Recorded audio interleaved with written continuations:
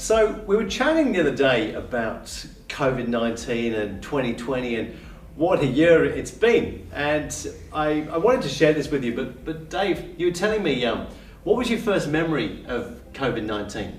Yeah, well, my first memory is you going away on your holiday and leaving a perfectly normal business, and then I remember you were on your way back, and I called you when you were at the airport, I think in the States, and I told you that half of Sydney were being sent home from their offices, and I think you thought I'd gone cuckoo, didn't you?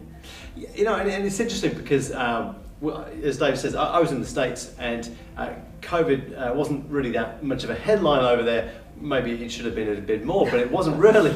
And I came back, and I remember stepping into into Sydney Airport, and it was clearly very different from the US, And I remember watching the news that night, and I was struck about the doom and gloom, and I was thinking, wow, what on earth has happened in Australia in the last 3 weeks?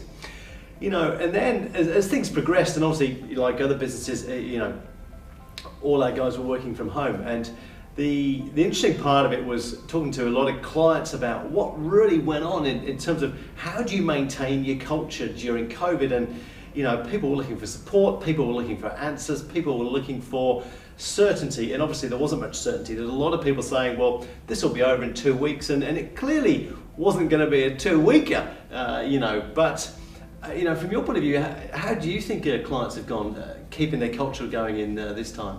Yeah, well, I think a big adaptation at the beginning was, you used to monitor your staff essentially and what they were doing by the time they came into the office in the morning, and then what they did throughout the day, and then what time they left. The focus wasn't necessarily on the output, if you like, and I think managers have had to really learn to trust their staff, and it's not about the hours at the desk, and it is about the output and the quality of the work, and I think people have had to really shift their mindset around that. Yeah, I think it is interesting, isn't it? It's been a real transparency opener. It's shown you what's your boss really like. Does he care about you? How much does he really, or she, actually get involved in your day to day? And I think COVID's been really fascinating how it's actually shown people, and we've even found as a business, we would often do a lot of social things and some community things on a quarterly basis, and obviously being from home for 3 to 4 months for us was. It's been a real challenge. How do you keep the culture? How do you keep the fun? How do you keep the banter? And also, how do you keep the banter going if the people aren't here? We probably did 8 weeks of Zoom drinks, and after the baby photos, it was kind of, well, what's the next thing? You were saying the other day, Dave, about habits and teams. Share with us what you were talking about. Yeah, so I read that it was either 60 or 66 days it took to form a habit.